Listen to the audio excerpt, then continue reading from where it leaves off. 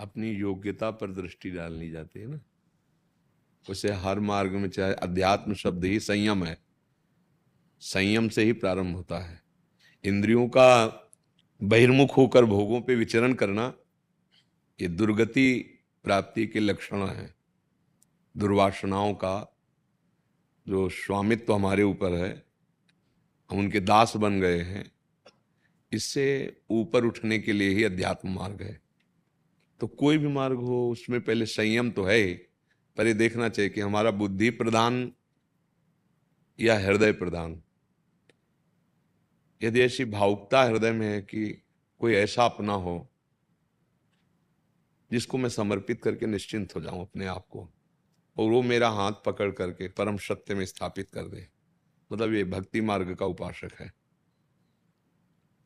जो जितेंद्रिय ब्रह्मचारी और आसनों पर बैठ करके मैं मुक्त हो जाऊं, मैं कौन हूं, अंदर से ये ज्ञान मार्ग, बुद्धि प्रधान ज्ञान मार्ग, योग मार्ग। भक्ति मार्ग में हृदय प्रधान होता है।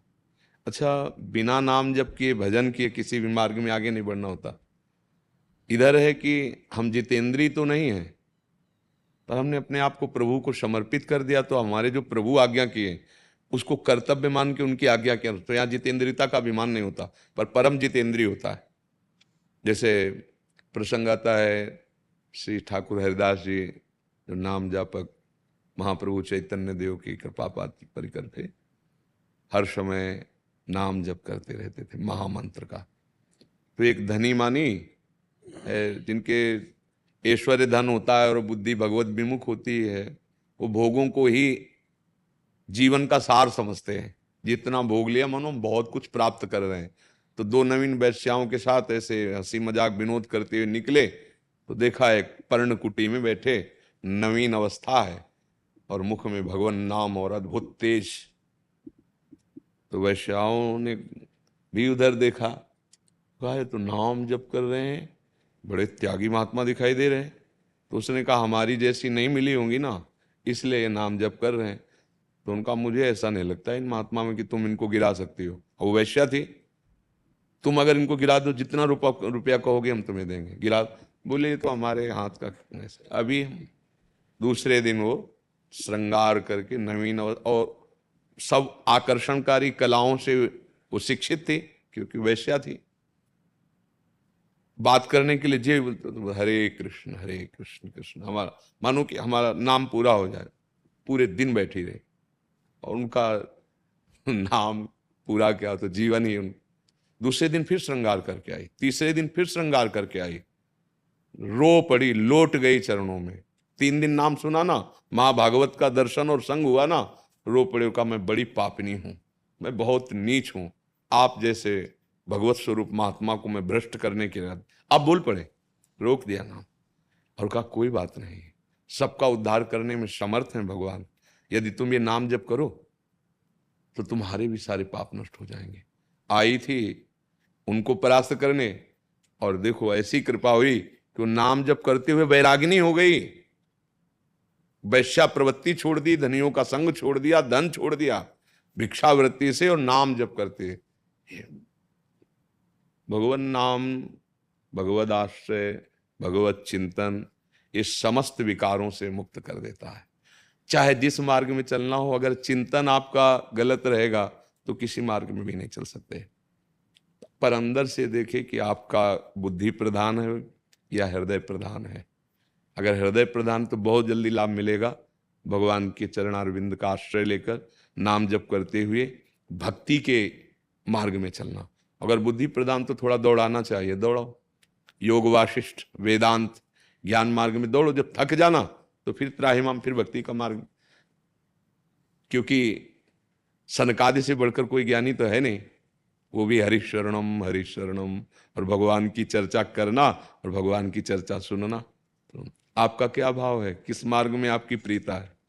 मैं नाम भी जपता हूँ कभी कभी, और योग भी मैं नियमित रूप से करता हूँ। योग तो योग लायक नहीं हो आप।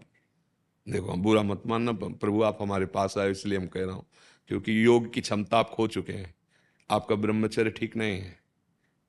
जो हम कह रहे हैं, हमारा देखो, हम जैसे बैठे ना, तो हम सब एक घर के हैं भगवान के ना, तो एक घर के हैं, उसमें ये कि हमारी कोई बेइज्जती या कोई अपमान, डॉक्टर कह रहा है ऐसा, तो आप बेइज्जती तो महसूस नहीं करते ना, आप कहते जी जी जी, हाँ यहाँ दर्द हो रहा है, यहाँ हो रहा है।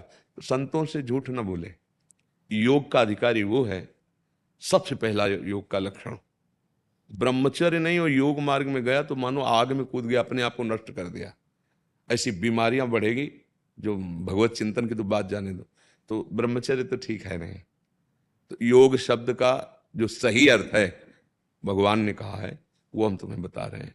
तेषाम सतत युक्ता नाम भजताम प्रीतिपूर्वकम ददामि बुद्धि योगम तम येन माम उपयांति ते। भगवान के वचन, श्री कृष्णचंद्र जी के, जो सतत मेरा स्मरण करते रहते हैं, मैं उनकी बुद्धि में योग प्रदान कर देता हूं।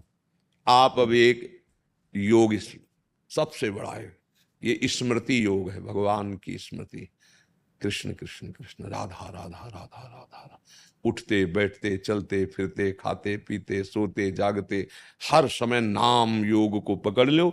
इसी से कुंडलनी जागृत हो जाएगी, इसी से सब चक्रों का भेदन हो जाए, इसी से सब काम बन जाएगा, जो चाहोगे सब। बकाया योग लायक अब शरीर नहीं है कि जैसे आप 3 घंटे बिना हिले पद्मासन में बैठना। ये योग की स्थितियों में पहुंचने के लिए है, बिना हिले प्रारंभ से 48 मिनट ऐसे जहां हाथ रख दिए, 48 मिनट कुछ भी हरकत शरीर में नहीं होनी चाहिए। 2 घड़ी 24 दूनी 48, क्या ऐसा हो सकता है? 3 घंटे बिना हिले, बिना किसी हलचल के एक आसन पर बैठना, सिद्धासन पद्मासन। योग प्राणों का संशोधन करके प्राणवायु को सूक्ष्म करना, चित्त वृत्ति का निरोध करके परमात्मा में लगाना बहुत कठिन है। यम नियम आसन प्राणायाम प्रत्याहार ध्यान धारणा समाधि, और ये सब हो जाएगा बिना किए। राधा राधा राधा राधा राधा, भगवान नाम से सब कुछ हो जाता है। जितना भगवान नाम में प्रीति बढ़ती है उतना ही हम अधिक से अधिक एक श्वास में चलाने की, तो प्राणायाम अपने आप स्वाभाविक होता है। ऊपर गया 10 नाम, नीचे गया 10 नाम, अपने आप प्राणायाम हो रहा है।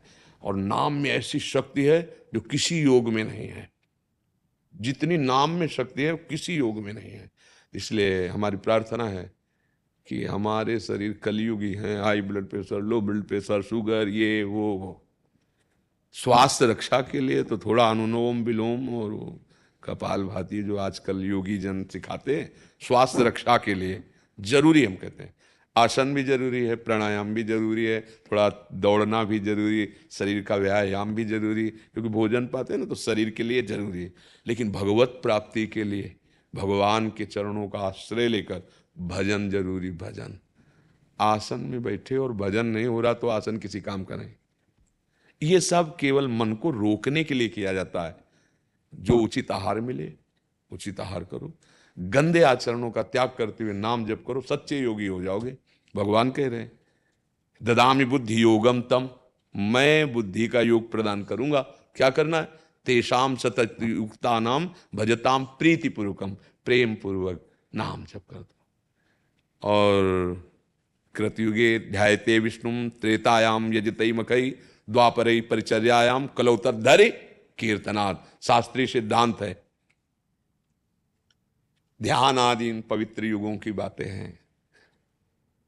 सतयुग में कृतयुगे ध्यायते विष्णु, ध्यान सिद्ध होता था। त्रेता में यज्ञ, द्वापर में पूजा के द्वारा सिद्धि, और कलयुग में नाम के द्वारा सिद्धि। कलयुग केवल नाम आधार।